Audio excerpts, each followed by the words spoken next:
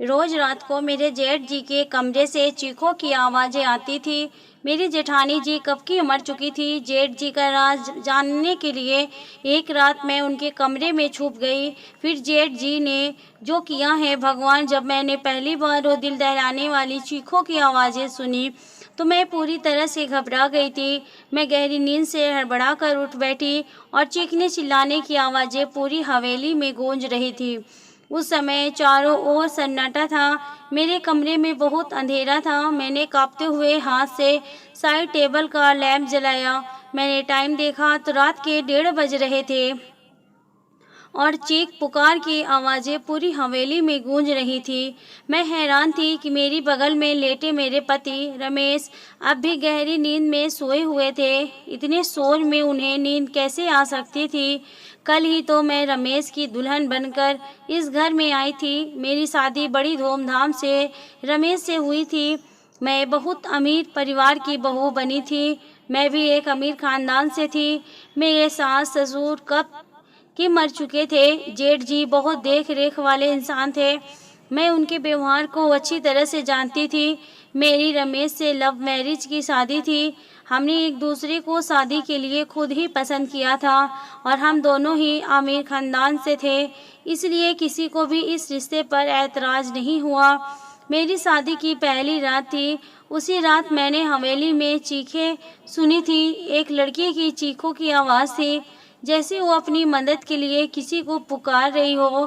पहले तो मैंने सोचा कि कमरे के बाहर जाकर देखूं कि आवाज़ें किसकी हैं, कौन है जो इस वक्त इस तरह तेज आवाज़ से चिल्ला रहा है। लेकिन मैं एक दिन की दुल्हन थी तो यूं कैसे मुंह उठाकर कमरे से बाहर निकल सकती थी। आधा घंटा यह आवाज़ें गूंजती रही। उसके बाद शांति सी छा गई। मुझे रमेश की नींद देखकर बड़ी हैरत हो रही थी। वो इतने शोर में कैसे सो सकता था।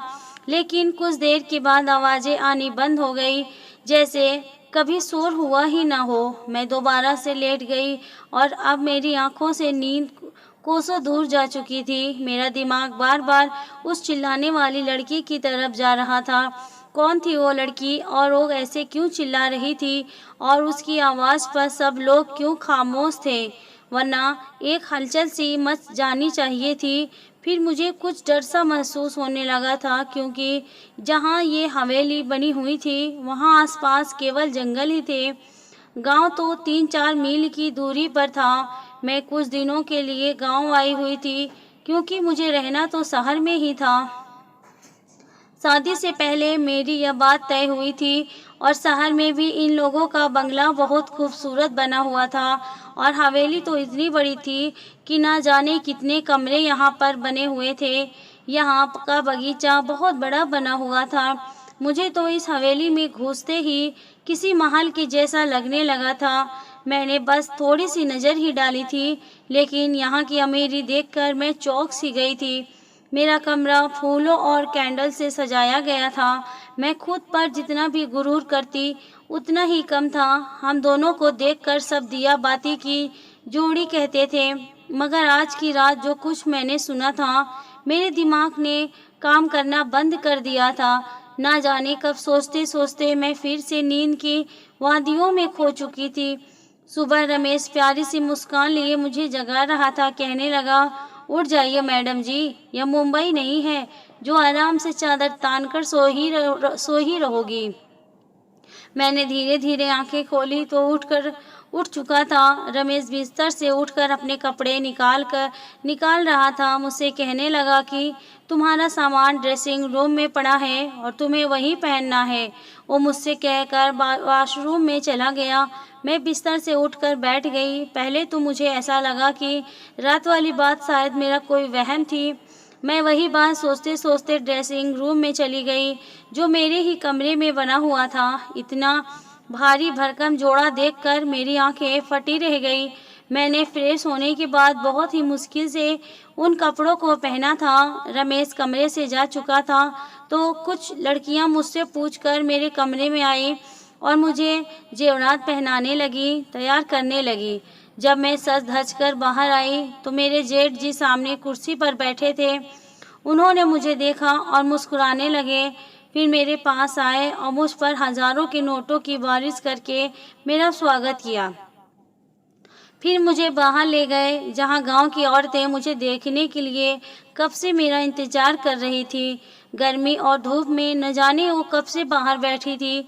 वो मेरी एक झलक देखने के लिए वहाँ पर बैठी हुई थी। मेरे जेठ जी कहने लगे, यह हमारे घर की नई मालकिन है, रमेश की बीबी। सभी औरतें मुझे नमस्ते करने लगी। मैं थोड़ी देर से ज़्यादा वहाँ रुक नहीं पाई थी। तेज धूप ने मेरी हालत खराब कर दी थी।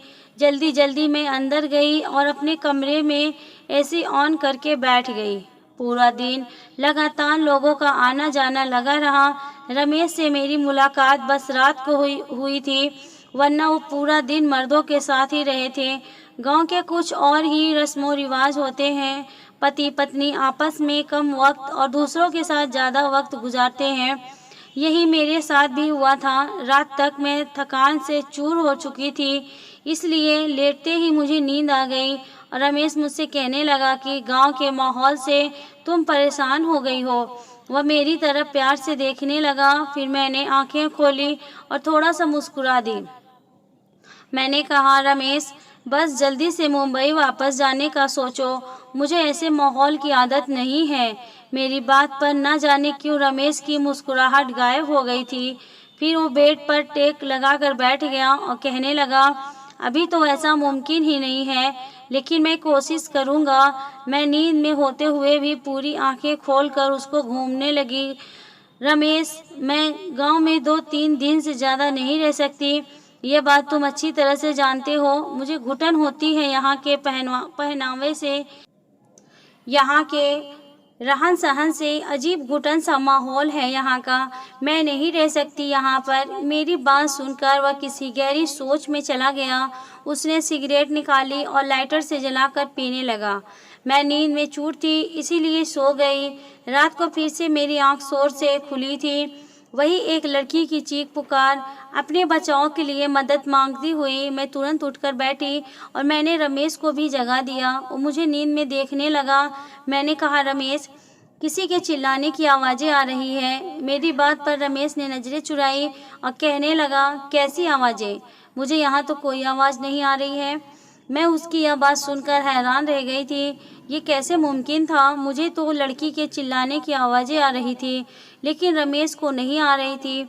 मैंने हैरत से रमेश की तरफ देखा। मैंने कहा कि ये लड़की की आवाज़ें तुम्हें सुनाई नहीं दे रही है? वह कहने लगा, नहीं, मुझे कोई भी आवाज़ सुनाई नहीं दे रही है। मुझे नींद आ रही है, मुझे परेशान मत करो। ये कहकर वह फिर से सो चुका था और मेरा डर के मारे बुरा हाल था। क्या ये आवाज़ें सिर्फ मुझे ही सुनाई दे रही थी? इसका मतलब कोई भूत प्रेत? यह सोचकर तो मैं डर से कांपने लगी थी। डर की वजह से मैं रमेश से चिपके लेट गई। मेरा दिल जोर जोर से धड़क रहा था। अब तो मुझे इस हवेली में एक दिन भी नहीं रुकना था। मुझे तो भूतों आत्माओं से बहुत डर लगता था। अगली सुबह ही मैंने रमेश से शहर जाने की जिद शुरू कर दी। मैंने कहा, मुझे वापस मुंबई जाना है। मुझे डर महसूस हो रहा है। मुझे 2 दिन से यहाँ किसी के चिल्लाने की आवाज़ें सुनाई दे रही है, जैसे कोई लड़की मदद के लिए पुकार रही हो। मैं यहाँ नहीं रह सकती। डर की वजह से ऐसा लग रहा था जैसे मैं अभी अभी रो दूंगी। और रमेश मुझे ध्यान से देख रहा था। वो बार बार नज़रें चुरा रहा था। वो मुझसे कहने लगा, वर्षों से इस हवेली में ऐसे ही साए हैं। किसी किसी को ऐसी आवाज़ें सुनाई देती हैं जैसे कि तुम्हें दे रही हैं, लेकिन उन साए ने कभी भी हमें नुकसान नहीं पहुंचाया। वरना क्या मेरी भाभी यहाँ रह सकती थी? मुझे रमेश की किसी भी बात से चैन नहीं मिल रहा था। मुझे बस मुंबई जाने का इंतज़ार था। सुबह नाश्ते के वक्त मेरे जेठ जी ने रमेश से पूछा था कि तुम मुंबई वापस कब जा रहे हो। ये सुनकर रमेश का चाय का कप हाथ में ही रह गया था, लेकिन मैं दिल ही दिल में खुश थी कि किसी को तो हमें गांव से मुंबई भेजने का ख्याल आया। रमेश ने कहा, भाई, जो आपका आदेश। रमेश ने बहुत ही मुश्किल से यह बात कही थी। वो अपने बड़े भाई से बहुत डरता था। जेठ जी कहने लगे, आज शाम तक तो मुंबई जाने की तैयारी करो, वहाँ के काम देखो जाकर। मैं तो खुशी के मारे फूली नहीं समा रही थी। मैंने जल्दी से चाय खत्म की और कुर्सी पीछे खिसका कर खड़ी हो गई तो मेरे जेठ जी कहने लगे, बहू आज तुमने नाश्ता ठीक से क्यों नहीं किया? मैंने कहा, मुझे अपनी और रमेश की पैकिंग भी तो करनी है, शाम तक जाना है तो टाइम लग जाएगा। मेरी बात सुनकर जेठ जी रमेश को घूरने लगे और कहने लगे, तुमने बहू को ये नहीं बताया कि अब यही हवेली में ही रहेगी। ये बात मेरे दिल पर लग गई और मैं आश्चर्य से रमेश की तरफ देख रही थी और कहने लगा, मैं भूल गया था भाई। मेरे जेठ जी फिर मुझसे कहने लगे, बेटा तुम अब हमारी इज्जत हो और हमारे घर की औरतें हवेली से बाहर कदम नहीं रखती। तुम यहीं रहोगी, मुंबई में केवल रमेश ही जाएगा। यह सुनकर तो मैं दंग रह गई थी कि रमेश ने पहले यह बात मुझे क्यों नहीं बताई। उसने यही कहा था कि कुछ वक्त मुझे गांव में रहना पड़ेगा, फिर वह मुझे अपने साथ मुंबई ले जाएगा। गुस्से की वजह से उठकर कमरे में चली गई। मुझे झूठ बोला गया था। कुछ देर के बाद ही रमेश कमरे में आया और मैं रोने लगी। मैंने कहा, मुझे इस भूत बंगले में नहीं रहना। तुमने मुझसे झूठ कहा था कि हम मुंबई में रहेंगे। तुम अपने भाई से जाकर बता दो। मेरी बात सुनकर वो मेरे पास आकर बैठकर बहुत ही प्यार से बोला, मैं तुम्हें अभी मुंबई नहीं ले जा सकता, बस तुम कुछ महीने यहाँ रह लो, वैसे ही रहो जैसे यहाँ की औरतें रहती हैं, फिर मैं तुम्हें मुंबई लेकर जाऊँगा। मैंने कहा, मैं तुम्हारे बिना यहाँ नहीं रहूँगी। रात के वक्त वह चीखों की आवाज़ मेरी जान निकाल देगी। मुझे बहुत डर लगता है। वो मुझसे कहने लगा, तुम चीखों पर ध्यान मत दो, वो जो भी है तुम्हें कुछ नहीं करेगी, ये मैं तुमसे वादा कर सकता हूँ। तुम बस कमरा लॉक रखना और रात को बिल्कुल भी बाहर मत निकलना। रमेश की बातों ने तो मुझे बहुत ज़्यादा डरा दिया था। मैंने कहा, मैं अकेली रात को इस कमरे में नहीं सो सकती। रमेश कुछ देर तक सोचता रहा, फिर कहने लगा कि ठीक है, मैं भाई से कहकर एक नौकरानी का इंतज़ाम करवा दूंगा।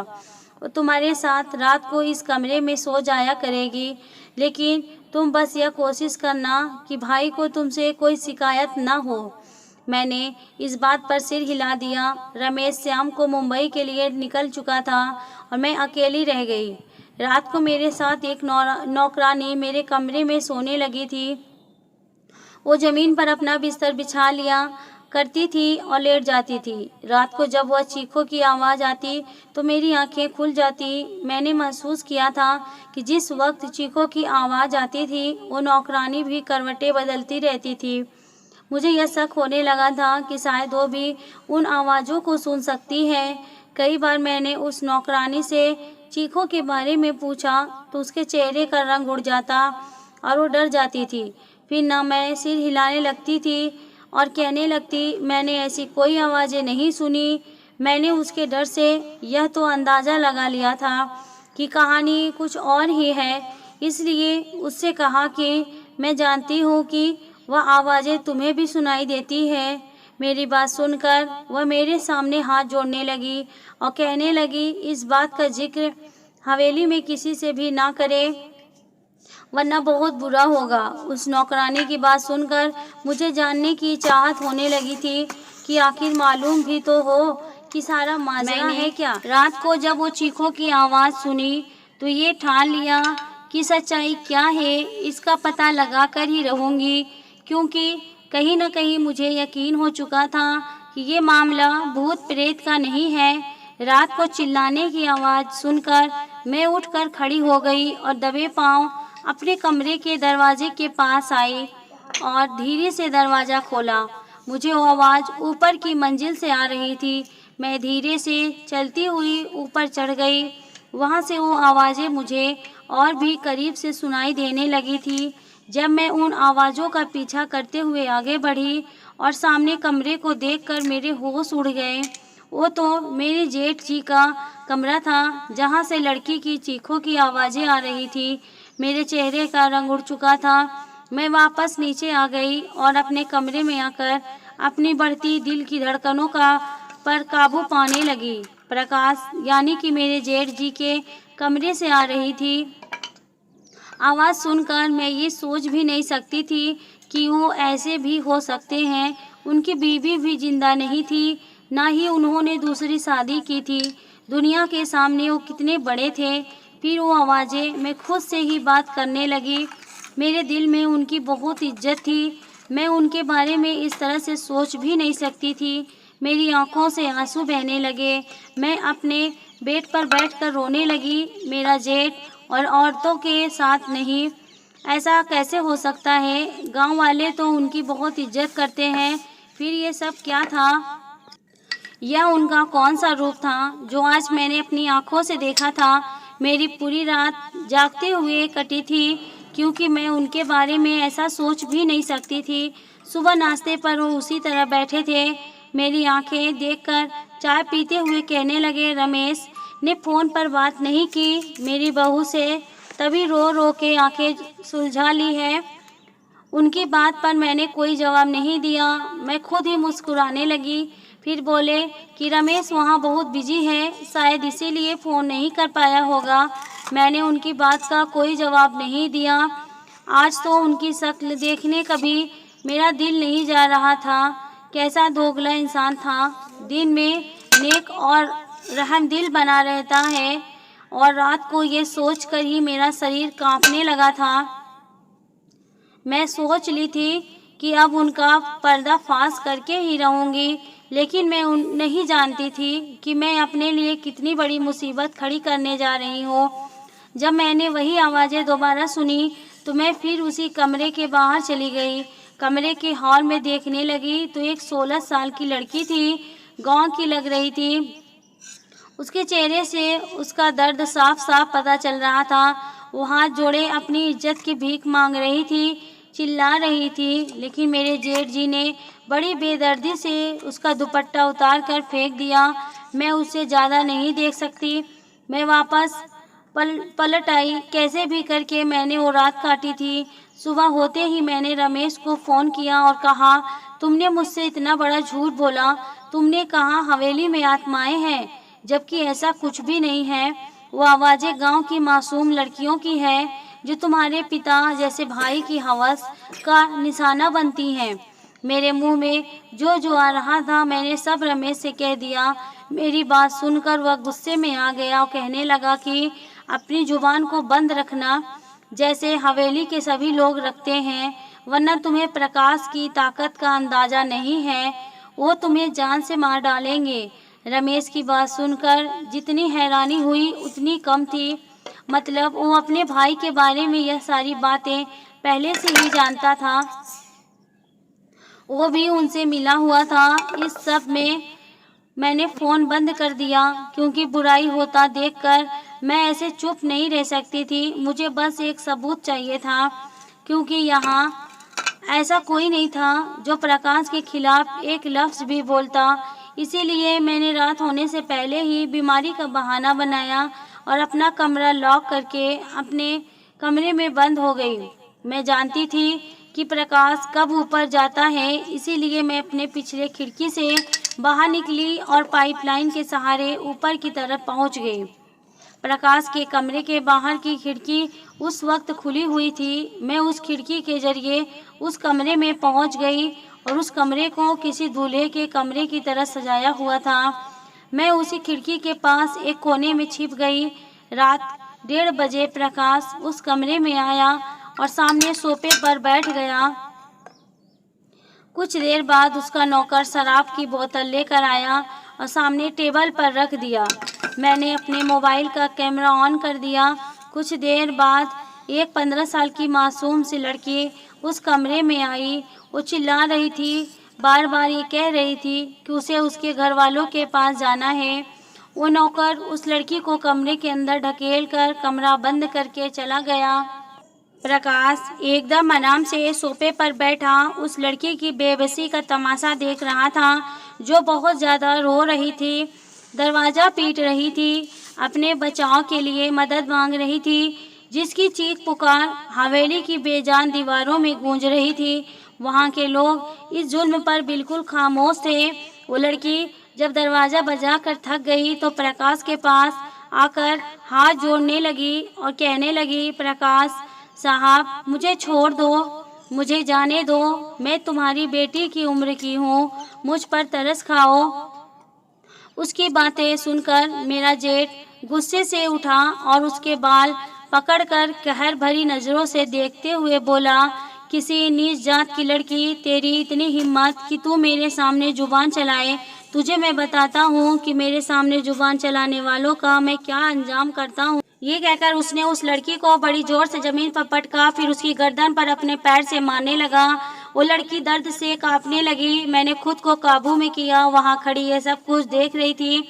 मेरे जेठ ने उस लड़की को पकड़कर बिस्तर पर पटका और अपना सिगरेट जलाकर जैसे ही उसने लड़की के चेहरे पर लगाया, उस लड़की की चीख के साथ साथ मेरी भी चीखें निकल गई। प्रकाश तुरंत ही वहां से पीछे हटा। मेरी चीख सुनकर वो समझ गया था कि कमरे में उस लड़की के अलावा कोई और भी है।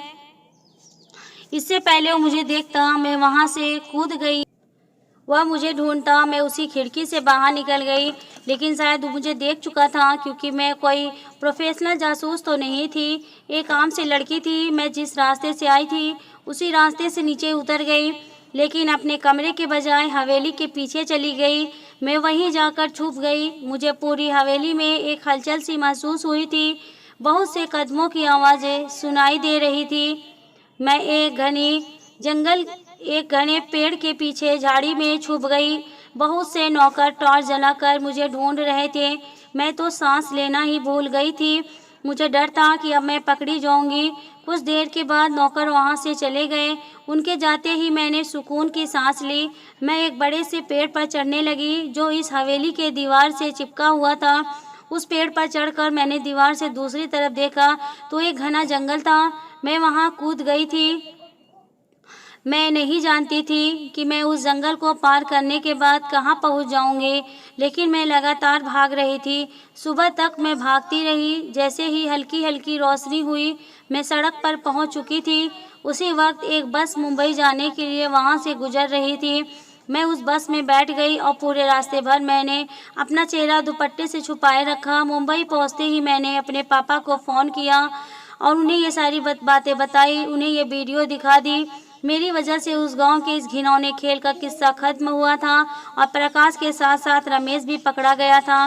वो लोग गांव की कम उम्र लड़कियों के साथ गलत करके उसे दूसरे देश में भेजते थे और कुछ को मार देते थे। और मेरे पति मुंबई से वही काम करते थे और इसीलिए वो मुझे अपने साथ नहीं लेकर गए थे। मैंने अब रमेश से तलाक ले लिया था, क्योंकि मैं ऐसे इंसान के साथ ज़िंदगी नहीं गुजार सकती थी। मुझे खुशी थी कि मेरी वजह से बहुत सी लड़कियां बच गई थी। दोस्तों, उम्मीद करती हूँ कि आपको ये वीडियो अच्छा लगा होगा। अगर अच्छा लगा हो तो लाइक एंड सब्सक्राइब ज़रूर करें और कमेंट करना न भूलें।